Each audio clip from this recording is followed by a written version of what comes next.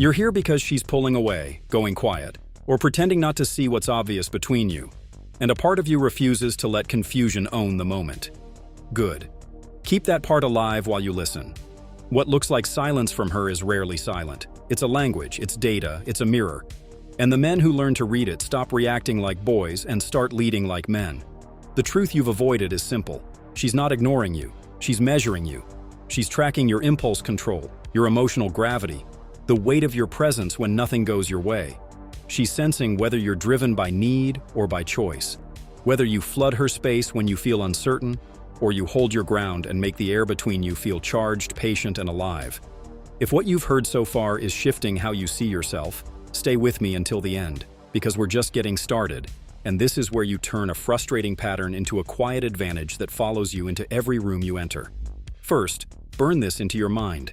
Attention is currency, and the one who is least hungry sets the price. When you chase, you pay. When you lead, you charge. Most men pay without realizing it. They pay with over-explaining, with rapid-fire messages, with question marks that beg for reassurance, with answers that arrive faster than a heartbeat because they fear space, they fear delay, they fear being forgotten. But attraction needs space the way a flame needs oxygen. Smother it, and it dies. That's why her silence cuts so deep, because it exposes your relationship with emptiness. If emptiness makes you panic, you try to fill it, and in filling it, you lower your value. The pivot is internal before it's tactical. You must rewire your response to space. Space is not absence. Space is leverage. Start with a diagnostic calm that most men never reach. You will separate signal from noise using 3 lenses: context, pattern, trajectory. Context asks what season of her life you're in, new interest, building momentum, post-misstep. Pattern measures the ratio and rhythm of engagement, not the raw count of messages, but the cadence, the length asymmetry, the energy behind each reply. Trajectory maps change over time. Did attention dip overnight or across a week, after a boundary, after a heavy topic, after you bent your standards to keep the peace? Without this triad, you walk blind and reactive. With it, you become surgical. If you lack data, you add time before you act. Time reveals truth that emotion hides. Now address the core that decides everything, your nervous system. Attraction isn't just words, it's the nervous system you broadcast. When uncertainty hits, your breath shallows, your mind loops. You try to force a result. Catch it. Extend your exhale until your throat feels loose and your shoulder blades drop. Unclench your tongue from the roof of your mouth. Let your gaze soften instead of tightening around your phone. That change is not spiritual fluff. It's posture encoded as value. A relaxed jaw tells her body you trust yourself. A steady tempo in your responses, neither immediate nor suspiciously delayed, signals that you are moving through a full life, not waiting for a lifeline. Calm is not pretending not to care. Calm is caring without grasping. From that baseline, remove the scent of pursuit that leaks from needy microbehaviors. Replace urgency with intention. Replace monologues with invitations. Replace approval-seeking with standards. The structure is simple. You set the frame, you keep it light but grounded. You let your life carry momentum, and you offer a clear path she can step into without pressure. The paradox of influence is that you make advances feel like her idea by making your presence feel like a stable current. Predictable in its self-respect, unpredictable in its flavor. Your energy says, I want you, but I don't need you. I'm available, but only to what respects my time. When she pulls back, you do not rush to prove worth. You reduce output and increase the quality of your signal. Think cadence before content. Most men communicate in panicked bursts. You will communicate in arcs. Each interaction has a beginning, a tension, a single concrete direction. Keep it short enough to be easy to answer and purposeful enough to feel anchored in your life. Avoid interrogation. Questions are fine when they point to movement. Questions that ask for validation betray hunger. A clean ratio to remember. For every question, use at least 2 grounded statements that reveal something about your world or propose a move. You are not begging for a response. You are designing one. Understand the attraction triggers you've been breaking without knowing. Mystery is one, competence is another, social ease is a third, and boundaries are the bedrock that make the other three believable.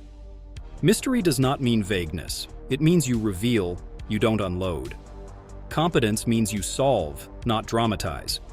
Social ease is not performative charm. It's comfort in your skin that lets her relax into hers.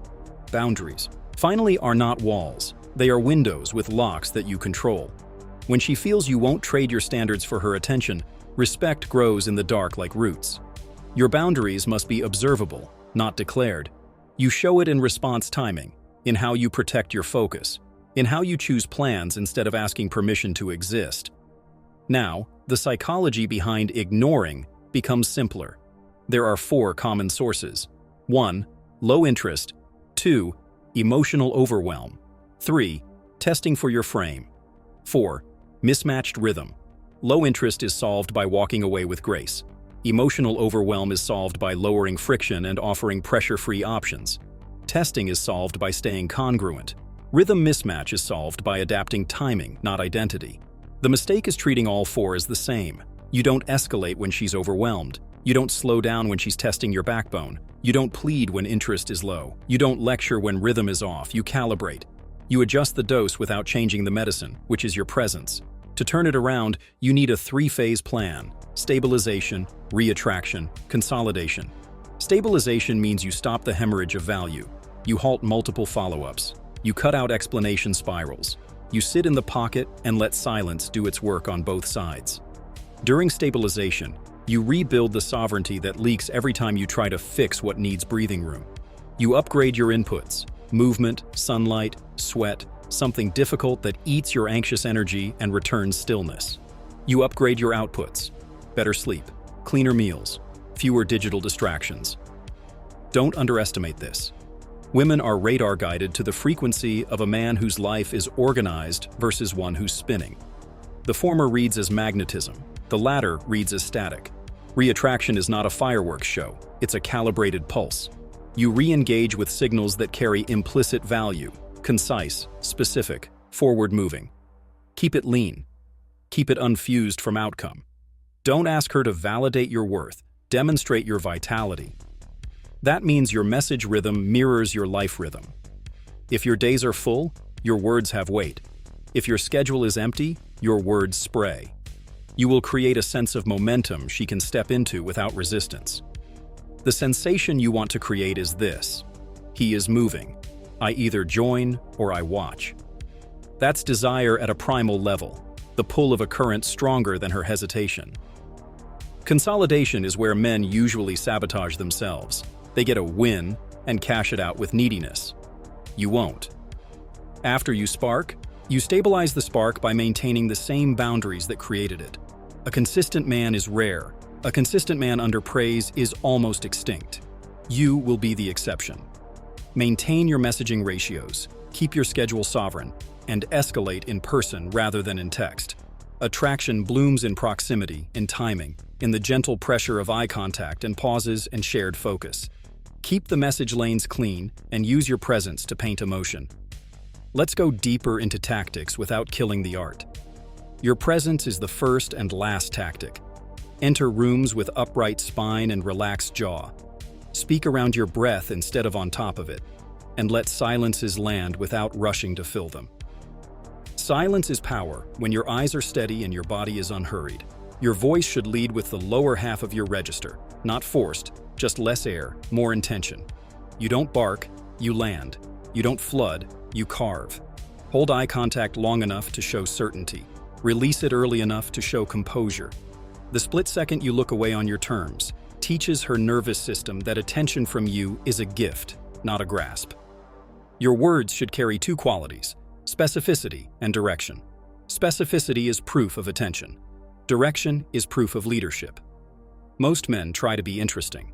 Be interested and decisive. When you suggest, you move. When you describe, you anchor it in tangible sensations. You use verbs that imply motion and states that imply texture. Again, not flowery. Grounded.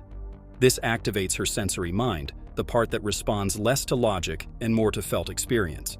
You want her to feel seen, not studied, guided, not controlled, invited, not cornered.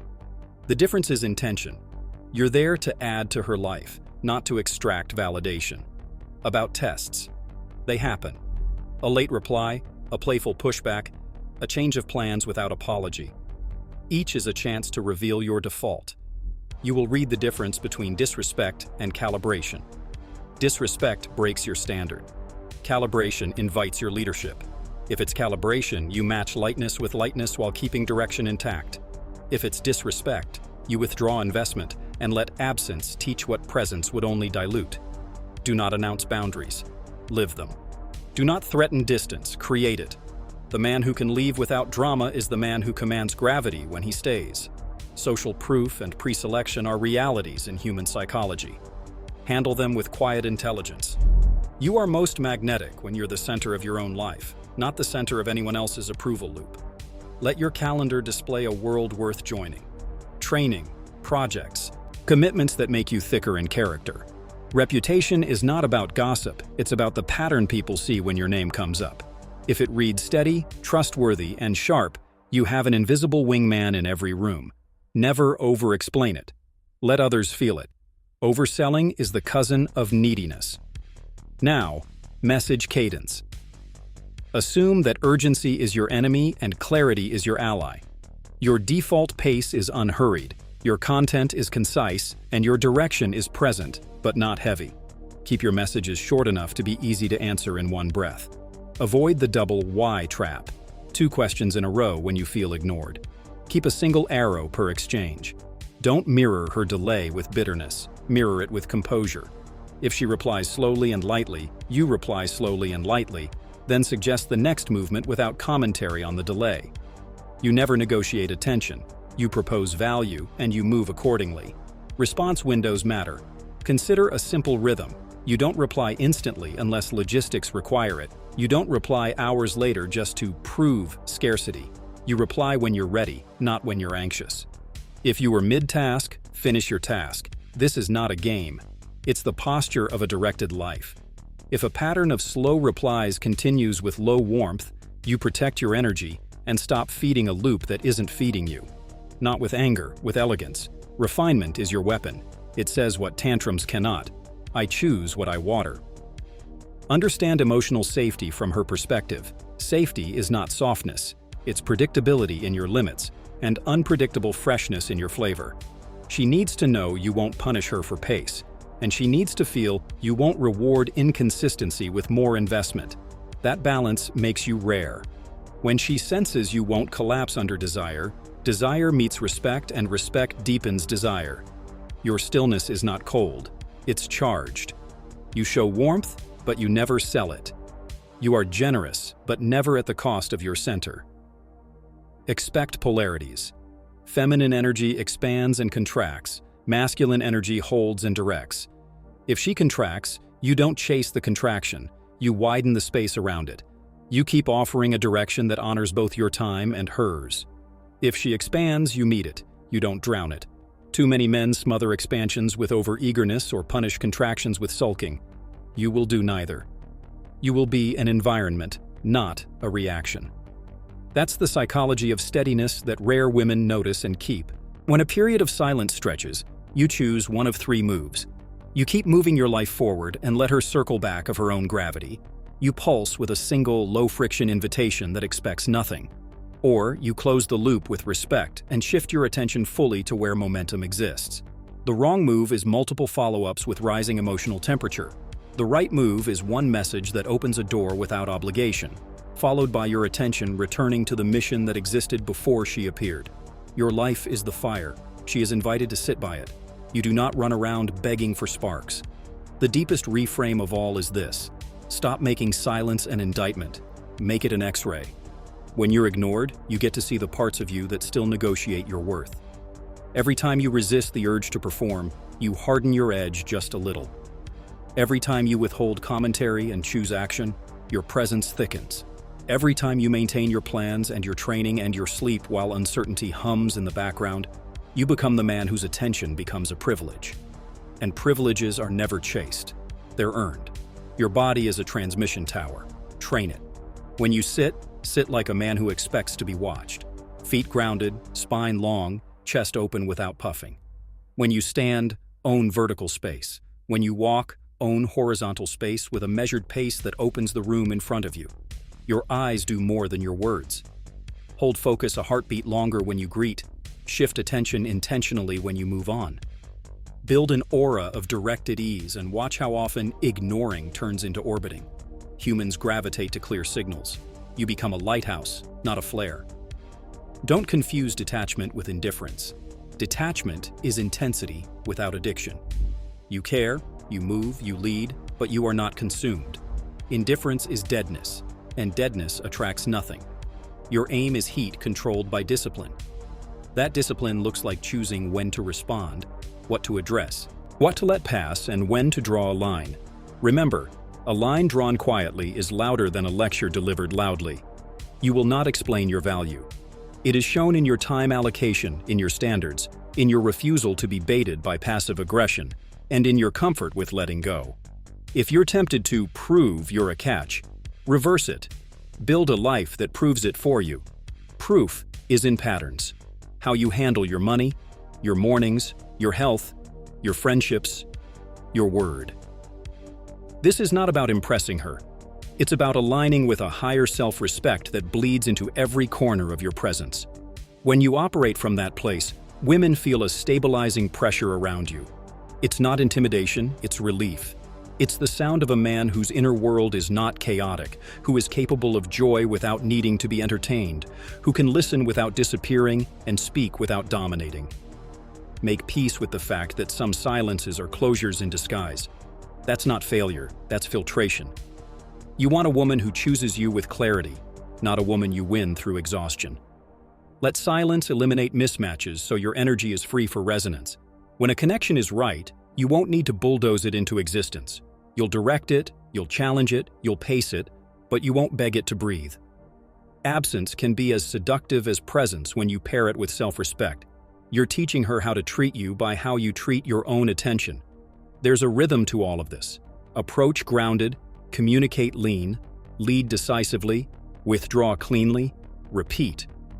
The rhythm creates an aura of inevitability around you. If she steps into your world, she knows you will move with purpose, not drift with indecision. That feeling alone erases half the reasons she would ignore you. Consider the emotional lab of your daily life. Do you start what you finish? Do you keep your room clean? Do you keep your promises to yourself when no one is watching? These details accumulate into a signal that women hear without you saying a word. When you feel the pull to reach out 3 times in a row, don't. Reach into your craft instead. Put your hands on something that resists you and overcome it. Iron, code, canvas, language, terrain. Choose your battlefield. Dominance over self precedes influence over others. You cannot bypass this with witty messages or tactical tricks. The man whose eyes are bright with purpose doesn't crumble at a delayed reply. He notices, he adjusts, he keeps moving. That movement is what draws her back, because movement is life, and life calls to life. If you recognize your patterns here, over-explaining, over-messaging, over-promising to avoid losing her, then use this moment as your line in the sand. Create a new default. When she pulls back, you don't collapse. You either reduce pace and hold direction, or you remove yourself entirely from the frame and let time tell the truth. She can meet you where your standards live, or she can orbit in memory. Either way, your life doesn't stall. That's power. That's how you become the man whose attention is never confused for approval seeking. If this is hitting something inside you, drop your thoughts below. I read every single one, and you'll be surprised how many men are fighting the same internal wars you are. And if you know a brother who needs to hear this, send it to him today. Don't keep it to yourself. Half the game is removing the behaviors that kill your magnetism. The other half is becoming heavy in your own frame. So heavy that silence bends around you instead of breaking you. Let's close stronger than we started. The psychology behind why she's ignoring you is less about her and more about your relationship to uncertainty, to standards, to mission. The strategy for turning it around has nothing to do with clever lines and everything to do with the energy behind your choices. You become the kind of man whose presence causes attention to organize itself. You read the silence correctly. You slow your breath. You protect your time. You propose direction. You maintain boundaries. You let go where respect isn't reciprocated, and you escalate where energy is matched. This is not a trick. It's a posture, a state, a decision. Do it once and you'll feel the difference. Do it for a month and people around you will feel it before you speak. Do it for a year and you won't need to ask again why anyone is ignoring you, because your life will be speaking too loudly to be ignored. If what you've learned today is changing how you move, stay with me. There's more coming that will sharpen your instincts and harden your edge without hardening your heart. Subscribe so you don't miss the next step.